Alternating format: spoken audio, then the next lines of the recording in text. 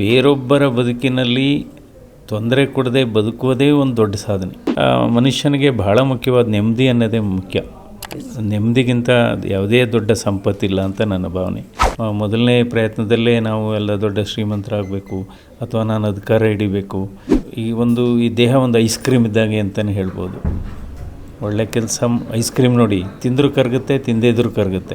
ನಾಲ್ಕನೇದು ಬಹಳ ಮುಖ್ಯವಾದದ್ದು ಮನಸ್ಸಿನ ಮಾಲಿನ್ಯಗಳು. ಪಂಚತಾರ ಖಾಸಗಿ ಆಸ್ಪತ್ರೆ ಮಟ್ಟಕ್ಕೆ ಬೆಳೆಸ್ಬೋದು ಅನ್ನೋದನ್ನ ಇಡೀ ದೇಶಕ್ಕೆ ತೋರಿಸ್ಕೊಟ್ವಿ. ಈಗ ಸಂಪತ್ತಿನಲ್ಲಿ ಸರಳತೆ ಇರಬೇಕು ಒಂದು.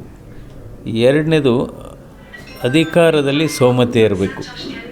ಆಮೇಲೆ ಮೂರನೇದು ಬಹಳ ಮುಖ್ಯವಾದದ್ದು ಕೋಪದಲ್ಲಿ ಮೌನನೂ ಇರಬೇಕಾಗುತ್ತೆ. ನೋಡ್ಬೋದು, ಕೆಲವ್ರಿಗೆ ಒಂದು ಸಣ್ಣ ಅಧಿಕಾರ ಸಿಕ್ಕಿದರೆ ಅವ್ರು ನಡೆಯುವ ಭಂಗಿನೇ ಚೇಂಜ್ ಆಗುತ್ತೆ, ಅವ್ರು ಮಾತನಾಡುವ ರೀತಿಯೇ ಬದಲಾವಣೆ ಆಗಿಬಿಡುತ್ತೆ. 2023ನೇ ಇಸ್ವಿನಲ್ಲೇ ನರೇಂದ್ರ ಮೋದಿಯವರ ಸರ್ಕಾರನೇ ಈ ಬಿಲ್ನ ಪಾಸ್ ಮಾಡಿದ್ದಾರೆ. ಅಂದಿನ ಪ್ರಧಾನಮಂತ್ರಿಗಳಾಗಿಂತ HD ದೇವೇಗೌಡರು ಇದನ್ನು ಮಂಡನೆ ಮಾಡ್ತಾರೆ 96ನೇ ಇಸ್ವಿನಲ್ಲಿ ಲೋಕಸಭೆಯಲ್ಲಿ. ಹೌದು. ಸಂಯುಕ್ತ ಕರ್ನಾಟಕ ಡಿಜಿಟಲ್ ವೀಕ್ಷಕರಿಗೆ ಸ್ವಾಗತ. ಸಂಯುಕ್ತ ಕರ್ನಾಟಕ ಹುಬ್ಬಳ್ಳಿಯ ಸಿದ್ಧಾರೂಢ ಮಠದಲ್ಲಿ ವಸಂತ ಋತುಗಾನ ಕಲಾಯನ ಅನ್ನೋ ಒಂದು ಐತಿಹಾಸಿಕ ಕಾರ್ಯಕ್ರಮವನ್ನು ಆಯೋಜಿಸಿದೆ. ಇದೊಂದು ಐತಿಹಾಸಿಕ ಕಾರ್ಯಕ್ರಮ ವಿಶೇಷ. ಆದರೆ ಈ ಕಾರ್ಯಕ್ರಮದಲ್ಲಿ ಭಾಗಿಯಾಗೋದಕ್ಕೆ ಖ್ಯಾತ ಹೃದ್ರೋಗ ತಜ್ಞರಾದಂಥ ಡಾಕ್ಟರ್ CN ಮಂಜುನಾಥ್ ಸರ್ ಬಂದಿದ್ದಾರೆ. ಅದು ಕೂಡ ಮತ್ತೊಂದು ವಿಶೇಷ. ಈಗ ಡಾಕ್ಟರ್ CN ಮಂಜುನಾಥ್ ಸರ್ನ ಮಾತಾಡಿಸ್ತಾ ಹೋಗ್ತೀನಿ. ಸರ್, ಹೇಗಿದ್ದೀರಾ ಸರ್? ಚೆನ್ನಾಗಿದ್ದೀನಿ. ಯಾಕೆಂದರೆ ಸರ್, ನೀವು ಎಲ್ರಿಗೂ ಆರೋಗ್ಯದ ಸಲಹೆ ಕೊಡ್ತೀರಿ, ಎಲ್ರಿಗೂ ಹೇಳ್ತೀರಿ. ಅದಕ್ಕೆ ನಿಮ್ಮ ಆರೋಗ್ಯ ಹೇಗಿದೆ ಅಂತ ಕೇಳಕ್ಕೆ ಬಯಸ್ತೀನಿ ಸರ್. ಅದೇ, ನಮ್ಮ ಆರೋಗ್ಯ ಚೆನ್ನಾಗಿದೆ, ಖುಷಿಯಾಗಿದೆ. ಅಂದರೆ ಏನಾಗುತ್ತೆ ಅಂದರೆ, ನಮಗೆ ಅಕಸ್ಮಾತು ಒತ್ತಡಗಳಿದ್ದರೂ ಕೂಡ ಒತ್ತಡದಿಂದ ನಾವು ಬೇಗ ಆಚೆ ಬರಬೇಕು. ಸೊ ನಮ್ಮ ಹತ್ರ ಏನಿದೆ ಅಥವಾ ನಮಗೇನು ದೇವರು ಕೊಟ್ಟಿದ್ದಾನೆ ಅದರಲ್ಲಿ ಖುಷಿ ಪಡಬೇಕು. ಏನಿದೆ ಅದನ್ನು ಖುಷಿ ಪಡಬೇಕೇ ಹೊರತು ಏನಿಲ್ಲ ಅನ್ನೋದ್ರ ಬಗ್ಗೆ ಯೋಚನೆ ಮಾಡ್ತಾ ಹೋಗಬಾರ್ದು. ಸೊ ಅದರಿಂದ ಮನುಷ್ಯನಿಗೆ ಬಹಳ ಮುಖ್ಯವಾದ ನೆಮ್ಮದಿ ಅನ್ನೋದೇ ಮುಖ್ಯ. ನೆಮ್ಮದಿಗಿಂತ ಯಾವುದೇ ದೊಡ್ಡ ಸಂಪತ್ತಿಲ್ಲ ಅಂತ ನನ್ನ ಭಾವನೆ. ಏಕೆಂದರೆ ಈಗಿನ ಪ್ರಪಂಚದಲ್ಲಿ ಬಹಳ ವೇಗವಾಗಿ ನಾವು ಯೋಚನೆ ಮಾಡ್ತಾ ಇರ್ತೀವಿ. ಸೊ ಅದರಿಂದ ಈಗ ಇನ್ಫ್ಯಾಕ್ಟು ಒತ್ತಡ ಶುರುವಾಗೋದು ನಮ್ಮಿಂದನೇ, ನಮಗೆ ಒತ್ತಡ ಶುರುವಾಗೋದು ನಮ್ಮಿಂದನೇ. ಸೊ ಅದರಿಂದ ಯಾವಾಗಲೂ ಅಷ್ಟೇ, ಅವಕಾಶಗಳು ಬಂದಾಗ ಅದನ್ನು ಉಪಯೋಗಿಸ್ಕೋಬೇಕು. ಅದನ್ನು ಸಾರ್ವಜನಿಕ ಕ್ಷೇತ್ರದಲ್ಲಿ ಯಾವ ರೀತಿ ನಾವು ಅದನ್ನು ಸಹಾಯ ಮಾಡಲಿಕ್ಕೆ ಸಾಧ್ಯ. ಯಾಕೆಂದರೆ ದೇವರು ವರನೂ ಕೊಡೋದಿಲ್ಲ, ಶಾಪನೂ ಕೊಡೋದಿಲ್ಲ, ಅವಕಾಶ ಕೊಡ್ತಾನೆ. ಅದನ್ನು ನಾವು ಉಪಯೋಗಿಸ್ಕೋಬೇಕಾಗುತ್ತೆ. ಬಹಳ ಮುಖ್ಯವಾದದ್ದು ಅತಿ ಆಸೆ ಪಡಬಾರ್ದು. ಒಬ್ಬ ಮನುಷ್ಯನಿಗೆ ಯಾವುದೇ ಕ್ಷೇತ್ರ ಆಗ್ಬೋದು, ಸಾಧನೆ ಮಾಡಬೇಕು. ಬಟ್ ಸಾಧನೆ ಮಾಡುವಾಗಲೂ ಕೂಡ ಅದಕ್ಕೆ ಒಂದು ಇತಿಮಿತಿ, ನಾವು ಆ ಬೌಂಡ್ರಿನ ಲಕ್ಷ್ಮಣ ರೇಖೆ ಇಟ್ಕೋಬೇಕಾಗುತ್ತೆ. ಸೊ ಬಹಳ ಮುಖ್ಯವಾದದ್ದು ಆರೋಗ್ಯವನ್ನು ಕಾಪಾಡ್ಕೋಬೇಕು. ಬಹುಶಃ ಯಾವಾಗಲೂ ಅಷ್ಟೇ, ನಮ್ಮ ಆಹಾರ ಮತ್ತು ಆಲೋಚನೆ ಬಹಳ ಮುಖ್ಯ. ಆಹಾರದಲ್ಲಿ ವ್ಯತ್ಯಾಸ ಆದರೆ ದೈಹಿಕ ಆರೋಗ್ಯ ಕೆಡುತ್ತೆ, ಆಲೋಚನೆಯಲ್ಲಿ ವ್ಯತ್ಯಾಸ ಆದರೆ ಮಾನಸಿಕ ಆರೋಗ್ಯ ಕೆಡುತ್ತೆ. ಸೊ ಆರೋಗ್ಯ ಅಂದರೆ ಕೇವಲ ದೈಹಿಕವಾಗಿ ಆರೋಗ್ಯವಾಗಿರೋದು ಮಾತ್ರ ಅಲ್ಲ, ಮಾನಸಿಕವಾಗಿ ಆರೋಗ್ಯವಾಗಿರಬೇಕು, ಧಾರ್ಮಿಕವಾಗಿ ಆರೋಗ್ಯವಾಗಿರಬೇಕು, ಸಾಮಾಜಿಕವಾಗಿ ಆರೋಗ್ಯವಂತರಾಗಿರಬೇಕು. ನಂತರ ಈ ಸಾಧನೆ ಅಂತ ಹೇಳ್ತೀವಲ್ಲ, ಆಯಿತು, ಬೇರೆ ಬೇರೆ ಕ್ಷೇತ್ರದಲ್ಲಿ ಸಾಧನೆ ಮಾಡೋದಕ್ಕೆ ಅವಕಾಶ ಇದೆ. ಬೇರೊಬ್ಬರ ಬದುಕಿನಲ್ಲಿ ತೊಂದರೆ ಕೊಡದೆ ಬದುಕುವುದೇ ಒಂದು ದೊಡ್ಡ ಸಾಧನೆ. ಆ ರೀತಿ ಸತ್ಯವಾದ ಮಾತು. ಸೊ ಅದರಿಂದ ಇತ್ತೀಚಿನ ದಿನಗಳಲ್ಲಿ ಏನಾಗಿದೆ, ಜನರು ಬಹಳ ಪ್ರತಿಯೊಂದೂ ಬೇಗ ಆಗಬೇಕು ಅನ್ನೋ ಮನೋಭಾವದಲ್ಲಿದ್ದಾರೆ. ಪ್ರತಿಯೊಂದು ಕ್ಷೇತ್ರದಲ್ಲೂ ಎಲ್ಲ ಬೇಗ ಮೊದಲನೇ ಪ್ರಯತ್ನದಲ್ಲೇ ಎಲ್ಲ ನಾವು ಗಳಿಸ್ಬೇಕು, ಮೊದಲನೇ ಪ್ರಯತ್ನದಲ್ಲೇ ನಾವು ಎಲ್ಲ ದೊಡ್ಡ ಶ್ರೀಮಂತರಾಗಬೇಕು ಅಥವಾ ನಾನು ಅಧಿಕಾರ ಹಿಡಿಬೇಕು. ಸೊ ಹೀಗಾಗಿ ಸಮಸ್ಯೆಗಳು ಬರ್ತಾಯಿದೆ. ಯಾಕೆಂದರೆ ಈ ದೇಹ ಒಂದು ಐಸ್ ಕ್ರೀಮ್ ಇದ್ದಾಗೆ ಅಂತಲೇ ಹೇಳ್ಬೋದು. ಒಳ್ಳೆ ಕೆಲಸ ಐಸ್ ಕ್ರೀಮ್ ನೋಡಿ ತಿಂದರೂ ಕರಗುತ್ತೆ, ತಿಂದೇದ್ರೂ ಕರಗುತ್ತೆ. ಸೊ ಅದೇ ರೀತಿ ನಾವು ದೇಹ ಒಳ್ಳೆ ಕೆಲಸ ಮಾಡಿದರೂ ಕರಗುತ್ತೆ, ಒಳ್ಳೆ ಕೆಲಸ ಮಾಡದೇದ್ರೂ ಕರಗುತ್ತೆ. ಸೊ ಒಳ್ಳೆ ಕೆಲಸ ಮಾಡಬೇಕು. ಸೊ ಅಂದರೆ ಒಂದು ಸಾಧನೆ ಮಾಡಿದರೆ ಸಾಧನೆ ಮಾಡಿದ್ದೀವಿ ಅಂತ ಹೇಳೋ ಅವಶ್ಯಕತೆ ಇಲ್ಲ. ಸೊ ಆ ಸಾಧನೆನೇ ಮಾತಾಡಬೇಕು. ಸಾಧನೆಗಳು ಮಾತಾಗಬೇಕೇ ಹೊರತು ಮಾತುಗಳು ಸಾಧನೆ ಆಗಬಾರ್ದು. ಇದು ಬಹಳ ಮುಖ್ಯವಾದದ್ದು. ನಂತರ ಇದು ಬೇರೊಬ್ಬರ ಜೊತೆಯಲ್ಲಿ ಮಾತನಾಡುವ ಇದು ಸಂಪ್ರದಾಯ ಇಟ್ಕೋಬೇಕು. ಈಗಿನ ಈ ಡಿಜಿಟಲ್ ಯುಗದಲ್ಲಿ, ಆಧುನೀಕರಣದ ತಂತ್ರಜ್ಞಾನದ ಯುಗದಲ್ಲಿ ಏನಾಗುತ್ತೆ, ಸೊ ನಾವು ಬೇಗ ಇದು ಭಾವನಾತ್ಮಕವಾಗಿ ಒಳಗಾಗ್ಬಿಡ್ತೀವಿ. ಯಾರೋ ಹೇಳಿದರು. ಸೊ ಯಾವಾಗಲೂ ಅಷ್ಟೇ ಈ ಗಾಳಿ ಸುದ್ದಿಗೆ ಹೆಚ್ಚು ನಾವು ಮಹತ್ವ ಕೊಡಬಾರ್ದು. ಇವತ್ತು ಮನಸ್ಸು ಇವತ್ತೇನಾಗಿದೆ, ವಾಯು ಮಾಲಿನ್ಯ ಒಂದು ಕಡೆ ಆಗ್ತಾಯಿದೆ, ಇನ್ನೊಂದು ಕಡೆ ಜಲ ಮಾಲಿನ್ಯ ಆಗ್ತಾಯಿದೆ, ಭೂಮಿ ಮಾಲಿನ್ಯ ಆಗ್ತಾಯಿದೆ. ಪೆಸ್ಟಿಸೈಡ್ಸ್ ಯೂಸ್ ಮಾಡ್ತೀವಿ, ಅದ್ರ ಜೊತೆಗೆ ಫರ್ಟಿಲೈಸರ್ಸು, ರಾಸಾಯನಿಕ ವಸ್ತು ಗೊಬ್ಬರ ಯೂಸ್ ಮಾಡ್ತೀವಿ. ಸೊ ಇದೆಲ್ಲ ಹಲವಾರು ಆರೋಗ್ಯಕ್ಕೆ ಸಮಸ್ಯೆಗಳನ್ನು ತಂದೊಡುತ್ತೆ. ಒಂದು ವಾಯು ಮಾಲಿನ್ಯ, ಇನ್ನೊಂದು ಜಲ ಮಾಲಿನ್ಯ, ಮೂರನೇದು ಭೂಮಿ ಮಾಲಿನ್ಯ, ನಾಲ್ಕನೇದು ಬಹಳ ಮುಖ್ಯವಾದದ್ದು ಮನಸ್ಸಿನ ಮಾಲಿನ್ಯಗಳು.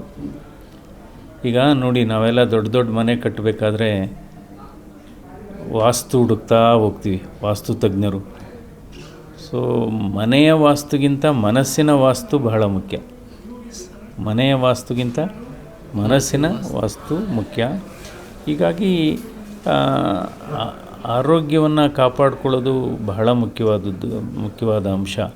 ಯಾಕೆಂದರೆ ಈ ದೇಹಕ್ಕೆ ನಿಜವಾದ ಉಡುಗೊರೆನೇ ಒಂದು ಆರೋಗ್ಯ. ಆಮೇಲೆ ನಮ್ಮ ಚಿಂತನೆಗಳು ಕೂಡ ಸಕಾರಾತ್ಮಕವಾಗಿರಬೇಕಾಗುತ್ತೆ. ಸರ್, ಇವತ್ತು ನಮ್ಮ ಸಂಯುಕ್ತ ಕರ್ನಾಟಕದಲ್ಲಿ ಬದುಕು, ಆರೋಗ್ಯ, ಜೀವನ ಶೈಲಿ ಆ ವಿಚಾರದ ಬಗ್ಗೆ ನೀವು ಮಾತಾಡಲಿಕ್ಕೆ ಬಂದಿದ್ದೀರಿ. ಅದ್ರ ಬಗ್ಗೆ ನಾವು ಕೂಡ ಕಾಯ್ತೀವಿ. ಸರ್, ಬದುಕು ಅಂತ ಬಂದರೆ, ಸರಳವಾದಂಥ ಬದುಕು ಅಂದರೆ ಅದಕ್ಕೆ ಮಾದರಿಯಾದವರು ಡಾಕ್ಟರ್ CN ಮಂಜುನಾಥ್ ಸರ್ ಕೂಡ ಒಬ್ಬರು. ಈ ಬದುಕು ಸರಳ ಮಾದರಿಯ ಜೊತೆಗೆ ಸರ್, ಈಗ ಸಂಯುಕ್ತ ಕರ್ನಾಟಕದ ಈ ಕಾರ್ಯಕ್ರಮದ ಬಗ್ಗೆ ಹೇಳೋದಾದರೆ ಸರ್. ಅಲ್ಲ, ಇದೊಂದು ಉತ್ತಮವಾದಂಥ ಕಾರ್ಯಕ್ರಮ. ಯಾಕೆಂದರೆ ಇವತ್ತು ಸಂಯುಕ್ತ ಕರ್ನಾಟಕ ಮತ್ತು ಸಿದ್ಧಾರೂಢ ಮಠ ಮತ್ತು ಕನ್ನಡ ಮತ್ತು ಸಂಸ್ಕೃತಿ ಇಲಾಖೆ ಈ ಕಾರ್ಯಕ್ರಮವನ್ನು ಹಮ್ಮಿಕೊಂಡಿದ್ದೀರಿ ಸಹಯೋಗದಲ್ಲಿ, ಜಂಟಿ ಸಹಯೋಗದಲ್ಲಿ. ಇದು ಜಾನಪದ ಕಲೆಗಳಿಗೆ ಮರುಜೀವ ಕೊಡುವಂಥ ಕಾರ್ಯಕ್ರಮ. ಬೇರೆ ಬೇರೆ ಭಾಗದ ಕಲಾವಿದರನ್ನು ಕರೆಸಿ, ಕಲಾ ತಂಡಗಳನ್ನು ಕರೆಸಿ, ಅವರಿಗೆಲ್ಲ ಒಂದು ಪ್ರೋತ್ಸಾಹ ಕೊಟ್ಟು ದೇಶೀಯ ನೃತ್ಯಗಳಿಗೆ, ದೇಶೀಯ ಧಾರ್ಮಿಕ ಭಾವನೆಗಳಿಗೆ ಹೆಚ್ಚು ಒತ್ತು ಕೊಡುವಂಥದ್ದು. ಏಕೆಂದರೆ ಪ್ರತಿ 30 ವರ್ಷಕ್ಕೆ ಇದು ಒಂದು ಬದಲಾವಣೆ ಆಗುತ್ತೆ, ಒಂದು ಪರಂಪರೆ ಬದಲಾವಣೆ ಆಗುತ್ತೆ, ಸಂಸ್ಕೃತಿ ಬದಲಾವಣೆ ಆಗುತ್ತೆ. ಈ ರೀತಿ ಮಾಡದೇ ಇದ್ದರೆ ಮುಂದಿನ ಜನಾಂಗಕ್ಕೆ, ಮುಂದಿನ ಯುವ ಪೀಳಿಗೆಗೆ ಇದ್ರ ಬಗ್ಗೆ ಮಾಹಿತಿನೇ ಇರಲ್ಲ, ಮರ್ತೋಗ್ಬಿಡುತ್ತೆ. ಸೊ ಇವತ್ತು ಜಾನಪದ ಮತ್ತು ನಮ್ಮ ದೇಶೀಯ ಕಲೆ, ದೇಶೀಯ ಸಂಸ್ಕೃತಿ, ದೇಶೀಯ ಪರಂಪರೆಯನ್ನು ಜೀವಂತವಾಗಿ ಇಡಬೇಕಾದ್ರೆ ಈ ರೀತಿಯ ಕಾರ್ಯಕ್ರಮಗಳು ನಿರಂತರವಾಗಿ ನಡಿಬೇಕಾಗುತ್ತೆ. ದೃಷ್ಟಿಯಿಂದ ಇವತ್ತು ಸಂಯುಕ್ತ ಕರ್ನಾಟಕ ಟ್ರಸ್ಟನ್ನು ನಾನು ನಿಜವಾಗ್ಲೂ ಅಭಿನಂದಿಸ್ತೇನೆ. ಸರ್, 18 ವರ್ಷಗಳ ಕಾಲ ಜಯದೇವ ಹೃದ್ರೋಗ ಆಸ್ಪತ್ರೆಯಲ್ಲಿ ನೀವು ನಿರ್ದೇಶಕರಾಗಿದ್ದಿರಿ. ಲಕ್ಷಾಂತರ ಜನರ ಚಿಕಿತ್ಸೆಯಲ್ಲಿ ಪಾಲ್ಗೊಂಡಿದ್ದೀರಿ. ಅದರಲ್ಲಿ ನನ್ನ ತಂದೆ ಕೂಡ ನಾನೊಂದು ಸಲ ಚಿಕಿತ್ಸೆಗೆ ಬಂದಾಗ ನಿಮ್ಮಿಂದ ನಾನು ಸಹಾಯ ಪಡ್ಕೊಂಡಿದ್ದೆ. ಅದನ್ನು ನಾನು ನೆನಪಿಸ್ಕೊಳ್ಳೇಬೇಕು ಸರ್. ಸರ್, ಈಗ 18 ವರ್ಷಗಳ ಜಯದೇವ ಹೃದ್ರೋಗ ನಿರ್ದೇಶಕರಾದಮೇಲೆ ಈಗ ಸಂಸದರು. ಸರ್, ಹೇಗಿದೆ ಸರ್ ಲೈಫು ಬದಲಾವಣೆ ನಿಮ್ಮ? ಇಲ್ಲ, ನಂದು ಏನಾಯಿತು ಅಂದರೆ, ಈಗ ನಾನು 2024ನೇ ಇಸ್ವಿ ಜನವರಿನಲ್ಲಿ ನಿವೃತ್ತಿಯಾದೆ ನಾನು ಜಯದೇವ ಆಸ್ಪತ್ರೆಯಿಂದ. ಸೊ ಈಗ ಲೋಕಸಭಾ ಸದಸ್ಯ ಆಗಿದ್ದರೂ ಕೂಡ ಇದು extension of my social service, extension of my public service ಅಂತ ಅಂದ್ಕೊಂಡಿದ್ದೆ ನಾನು. ಅಲ್ಲೂ ಕೂಡ ಒಂದು ಸಮಾಜ ಸೇವೆನೇ, ಇದು ಕೂಡ ಸಮಾಜ ಸೇವೆನೇ ಅಂತ ಅಂದ್ಕೊಂಡಿದ್ದೀನಿ ನಾನು. ಆದರೂ ಕೂಡ ಬೆಂಗಳೂರಿನಲ್ಲಿದ್ದಂಥ ಸಂದರ್ಭದಲ್ಲಿ ವಾರದಲ್ಲಿ 2 ದಿವಸ ನನ್ನ ಹೃದ್ರೋಗ ವೃತ್ತಿಯನ್ನು ಮುಂದುವರಿಸಿದ್ದೀನಿ ನಾನು. ಸೋಮವಾರ, ಬುಧವಾರ. ಈಗಲೂ ಕೂಡ ಅಲ್ಲಿ ಜಯನಗರದಲ್ಲಿ ಬೆಂಗಳೂರು ಹಾಸ್ಪಿಟ್ಲ್ ಅಂತಿದೆ, ಅಲ್ಲಿ ಸೌತ್ ಎಂಡ್ ಸರ್ಕಲಲ್ಲಿ ಅಲ್ಲಿ ನಾನು ನನ್ನ ವೃತ್ತಿಯನ್ನು ಮುಂದುವರಿಸಿದ್ದೀನಿ.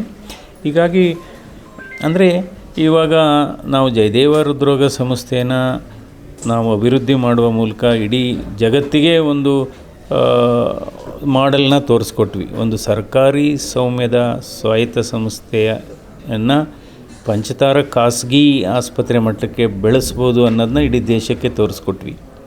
ಅದೇ ರೀತಿ ಜಯದೇವ ಹೃದ್ರೋಗ ಆಸ್ಪತ್ರೆ ಕೇವಲ ಬೆಂಗಳೂರಿಗೆ ಸೀಮಿತವಾಗಿರಬಾರ್ದು ಅಂದ್ಬಿಟ್ಟು ಬೇರೆ ಬೇರೆ ರಾಜ್ಯದ ಬೇರೆ ಬೇರೆ ಭಾಗಗಳಲ್ಲೂ ನಾವು ಜಯದೇವ ಆಸ್ಪತ್ರೆಯನ್ನು ತೆರೆದ್ವಿ. ಮೈಸೂರಲ್ಲಿ 400 ಬೆಡ್ ಆಸ್ಪತ್ರೆಯನ್ನು ತೆರೆದ್ವಿ ಜಯದೇವ. ಗುಲ್ಬರ್ಗಾದಲ್ಲಿ 371 ಹಾಸಿಗೆ ಸಾಮರ್ಥ್ಯದ ಆಸ್ಪತ್ರೆಯನ್ನು ತೆಗೆದ್ವಿ. ನಂತರ ಹುಬ್ಳಿನಲ್ಲಿ 2023ರಲ್ಲಿ ಹುಬ್ಳಿ ಬೆಳಗಾಂ ಭಾಗದಲ್ಲೂ ಕೂಡ ಬರಬೇಕು ಅನ್ನೋ ಹಿನ್ನೆಲೆಯಲ್ಲಿ 2023ನೇ ಇಸ್ವಿನಲ್ಲಿ ಇಲ್ಲಿ ಶಂಕುಸ್ಥಾಪನೆ ಮಾಡಿ ಕಾಮಗಾರಿಗೆ ಚಾಲನೆ ಕೊಟ್ವಿ. ಬಹುಶಃ ಅದು ಈ ವರ್ಷ ಅಥವಾ ಮುಂದಿನ ವರ್ಷ ಮಾರ್ಚ್ ಏಪ್ರಿಲಲ್ಲಿ ಅದು ಮುಗಿಯುತ್ತೆ. ಅಂದರೆ ಯಾವಾಗಲೂ ಒಂದು ಕನಸಿತ್ತು, ಒಂದು ಸರ್ಕಾರಿ ಆಸ್ಪತ್ರೆಯನ್ನು ಖಾಸಗಿ ಪಂಚತಾರ ಆಸ್ಪತ್ರೆಯನ್ನಾಗಿ ಮಾಡಿ ಜನಸಾಮಾನ್ಯರಿಗೆ ಶ್ರೀಮಂತ ಆಸ್ಪತ್ರೆಗಳಲ್ಲಿ ಸಿಗತಕ್ಕಂಥ ಚಿಕಿತ್ಸೆ ಬಡವರಿಗೆ ಸರ್ಕಾರಿ ಆಸ್ಪತ್ರೆಗಳಲ್ಲಿ ಸಿಗಬೇಕು ಅನ್ನೋ ಪರಿಕಲ್ಪನೆ ಇತ್ತು. ಅದರಲ್ಲಿ ಸಂಪೂರ್ಣ ಯಶಸ್ವಿ ಆದೆ. ಅದು ಎಲ್ಲೋ ಒಂದು ಕಡೆ ಬಹಳ ಸಂತೋಷ. ಇವತ್ತು ನೋಡಿ, ನಾನು ಸಿರ್ಸಿಗೆ ಹೋಗಿದ್ದೆ. Yes sir. ಸಿರ್ಸಿನಲ್ಲಿ ವೆಲ್ನೆಸ್ಟ್ ಆಸ್ಪತ್ರೆ ಅಂದ್ಬಿಟ್ಟು 12 ಜನ ಸಿರ್ಸಿ ಭಾಗದ ವೈದ್ಯರುಗಳೇ ಸೇರಿ ಇವತ್ತು ಅದನ್ನು ಉದ್ಘಾಟನೆ ಮಾಡಿದ್ವಿ. 85 ಹಾಸಿಗೆ ಸಾಮರ್ಥ್ಯದ ಮಲ್ಟಿ ಸ್ಪೆಷಾಲಿಟಿ ಸೂಪರ್ ಸ್ಪೆಷಾಲಿಟಿ ಆಸ್ಪತ್ರೆ. ಅಲ್ಲಿ ಒಬ್ಬರು ಬಂದು ನನ್ನ ಕೈ ಇಟ್ಕೊಂಡು, ಸರ್ ನಿಮ್ಮ ಜೊತೆ ಫೋಟೋ ತೆಗೆಸ್ಕೋಬೇಕು ಅಂತ. ಯಾಕೆಂದರೆ 3 ವರ್ಷದಿಂದ ಅವ್ರಿಗೆ ನಾನು ವಾರಣಾಸಿ ಏರ್ಪೋರ್ಟಲ್ಲಿ ಸಿಕ್ಕಿದ್ದಂತೆ. ಅವ್ರಿಗೆ ತುಂಬ ಎದೆನೋವಿತ್ತು, ಹಾರ್ಟ್ ಅಟ್ಯಾಕ್ ಆಗಿತ್ತು. ಅಲ್ಲೇ ಮೆಡಿಸಿನ್ ಬರ್ಕೊಟ್ರಿ ಸರ್ ನೀವು. ಸೊ ನೀವು ಆ ಮೆಡಿಸಿನ್ ತೊಗೊಂಡ್ವಿ ನಾವು. ಈಗಲೂ ಚೆನ್ನಾಗಿದ್ದೀನಿ ಅಂತ. ಸೊ ಆ ಥರದ್ದು ಖುಷಿ ಕೊಡುತ್ತೆ ಸರ್. ನಾನು ಕಳೆದ 4-5 ವರ್ಷದಿಂದ ಭೇಟಿಯಾಗಿದ್ದೆ. ಇವತ್ತು ಕೂಡ ನೀವು ರಾಜಕಾರಣಿ ಆದಮೇಲೆ ನಿಮ್ಮನ್ನು ಭೇಟಿ ಆಗ್ತಾ ಇದ್ದೀನಿ. ಬಟ್ CN ಮಂಜುನಾಥ್ ಸರ್ ಯಾವುದೇ ಕಾರಣಕ್ಕೂ ಬದಲಾಗಿಲ್ಲ ಸರ್, ಬದಲಾವಣೆನೇ ಇಲ್ಲ ಸರ್. ಇಲ್ಲ, ನನಗೆ ನನ್ನ ಅರ್ಥದಲ್ಲಿ ಬದುಕು ಅಂದರೆ ಏನು ಅಂದರೆ, ಈಗ ಸಂಪತ್ತಿನಲ್ಲಿ ಸರಳತೆ ಇರಬೇಕು ಒಂದು. ಎರಡನೇದು ಅಧಿಕಾರದಲ್ಲಿ ಸೌಮ್ಯತೆ ಇರಬೇಕು. ಆಮೇಲೆ ಮೂರನೇದು ಬಹಳ ಮುಖ್ಯವಾದದ್ದು, ಕೋಪದಲ್ಲಿ ಮೌನನೂ ಇರಬೇಕಾಗತ್ತೆ. ಅಂದರೆ ಒಬ್ಬ ಮನುಷ್ಯ ನಿಜವಾಗ್ಲೂ ನನ್ನ ಅರ್ಥದಲ್ಲಿ ಯಾರಪ್ಪ ಒಳ್ಳೆಯ ಮನುಷ್ಯರು ಅಂತ ಹೇಳ್ಬೋದು ಅಂದರೆ, ಅಧಿಕಾರ ಹಣ ಎರಡೂ ಇದ್ದಾಗ ಅವನು ಬದಲಾವಣೆ ಆಗದೇ ಇದ್ದರೆ ಅವನೇ ನಿಜವಾದ ಒಳ್ಳೆಯ ಮನುಷ್ಯ. ಇನ್ನು ಯಾವ ಪರೀಕ್ಷೆಗಳೂ ಬೇಕಿಲ್ಲ. ಅಧಿಕಾರ ಮತ್ತು ಹಣ ನೋಡ್ಬೋದು. ಕೆಲವ್ರಿಗೆ ಒಂದು ಸಣ್ಣ ಅಧಿಕಾರ ಸಿಕ್ಕಿದರೆ ಅವ್ರು ನಡೆಯುವ ಭಂಗಿನೇ ಚೇಂಜ್ ಆಗುತ್ತೆ, ಅವ್ರು ಮಾತನಾಡುವ ರೀತಿಯೇ ಬದಲಾವಣೆ ಆಗಿಬಿಡುತ್ತೆ. ಯಾವತ್ತೂ ಅಷ್ಟೇ, ನಾವು ಬಹಳ ಮುಖ್ಯವಾದದ್ದು ಯಾರ ಮನಸ್ಸನ್ನು ನೋಯಿಸಬಾರ್ದು. ಆಮೇಲೆ ಪ್ರತಿಯೊಬ್ಬರನ್ನು ಗೌರವಿಸಬೇಕು. ಆವಾಗ ಸಾಧನೆ ಮಾಡಲಿಕ್ಕೆ ಅನುಕೂಲ ಆಗುತ್ತೆ. ಸರ್, 2024 ಲೋಕಸಭಾ ಚುನಾವಣೆಯಲ್ಲಿ ಕೂಡ BJP ಟಿಕೆಟ್ ಇನ್ನು ಕ್ಲೀನ್ ಇಮೇಜ್ ಅನ್ನೋ ಒಂದು ಕ್ಯಾಂಡಿಡೇಟ್ ಕೊಟ್ಟಿದ್ದಕ್ಕೆ ಅದು ಕೈ ಹಿಡಿದಿದ್ದು ಸರ್. ಅದಾದಮೇಲೆ ಚುನಾವಣೆ ಆದಮೇಲೆ ರಾಜಕೀಯ ನಿಮ್ಮನ್ನು ಬದಲಾಯಿಸೋಕ್ಕೆ ಸಾಧ್ಯ ಆಗಲಿಲ್ವ ಅಂತ ಸರ್, ರಾಜಕಾರಣ? ಇಲ್ಲ, ನಾನು ಈಗಲೂ ಕೂಡ ಅಷ್ಟೇ. ಈಗ ನಾನು ಆ್ಯಕ್ಚುಲಿ ನನ್ನ ಕ್ಷೇತ್ರದಲ್ಲಿ ಹೋದಂಥ ಸಂದರ್ಭದಲ್ಲಿ ನಾನು ಈಗಲೂ ಅದು ಹೇಳ್ತೀನಿ, ಕಾರ್ಯಕ್ರಮಗಳಾಗ್ತಾ ಇರುತ್ತೆ. ಇವಾಗ ಚುನಾವಣೆ ಸಂದರ್ಭದಲ್ಲಿ ಆಯಿತು, ಒಬ್ಬರು ಒಂದೊಂದು ಪಕ್ಷದಲ್ಲಿ ಸ್ಪರ್ಧೆ ಮಾಡಬೇಕಾಗುತ್ತೆ. ಈಗ ಚುನಾವಣೆ ಆಗೋಗಿರೋದ್ರಿಂದ ಎಲ್ಲರೂ ನಮ್ಮ ಎಲ್ಲ ನಮ್ಮ ಕ್ಷೇತ್ರದ ಮತದಾರರು ಕೂಡ ನಮ್ಮವರೇ ಅಂತ ಪಕ್ಷಭೇದ ಇಲ್ಲ. ಆ ರೀತಿ ರಾಜಕೀಯ ಸಂಸ್ಕೃತಿ ಬರಬೇಕು. ಚುನಾವಣೆ ಸಂದರ್ಭದಲ್ಲಿ ಆಯಿತು ಆ ಪಕ್ಷ ಈ ಪಕ್ಷ, ಚುನಾವಣೆ ಆದ ನಂತರ ಒಬ್ಬರು ಗೆಲ್ತಾರೆ, ಒಬ್ಬರು ಗೆಲ್ಲಲ್ಲ. ಆದರೆ ಗೆದ್ದಂಥವರು ಎಲ್ಲ ಕಾರ್ಯಕರ್ತರನ್ನು, ಎಲ್ಲ ನಮ್ಮ ವಿರೋಧಿ ಕಾರ್ಯಕರ್ತರನ್ನು ಕೂಡ ಸಮಾನಾಂತರವಾಗಿ ಕಾಣತಕ್ಕಂಥ ರಾಜಕೀಯ ಸಂಸ್ಕೃತಿ ಬರಬೇಕು. ಸರ್, ಈಗ ಕೊನೆಯ ಪ್ರಶ್ನೆ ಕೇಳ್ತೀನಿ. ಮಹಿಳಾ ಮೀಸಲಾತಿ ಮಸೂದೆ ಈಗ ಲೋಕಸಭೆಯಲ್ಲಿ ಸೋಲು ಕಂಡಿದೆ ಸರ್. BJPಯವರು ಕಾಂಗ್ರೆಸ್ನವ್ರದ್ದು ರಾಜಕೀಯ ನಡೀತಾ ಇದೆ. ಸೊ ನೀವು ಮಹಿಳಾ ಮೀಸಲಾತಿ ಸೋತಿದ್ದಕ್ಕೆ ಏನು ಹೇಳ್ತೀರಿ ಸರ್? ಈಗೇನಾಗಿದೆ, ಈ ಮಹಿಳಾ ಮೀಸಲಾತಿ 2023ರಲ್ಲೇ ಇದು ಅನುಮೋದನೆ ಸಿಕ್ಕಿ ಇದು ಪಾಸಾಗೋಗಿದೆ. ಈ ವಿಧೇಯಕ ಏನಿದೆ ಈಗ ಅದೇ ಮಸೂದೆಯನ್ನು ಅಂದರೆ ಅದನ್ನು ಡಿಲಿಮಿಟೇಷನ್ನು ಸೆನ್ಸಸ್ಗೆ ಡಿಲಿಂಕ್ ಮಾಡಲಿಕ್ಕೆ ತಂದಿರೋದು.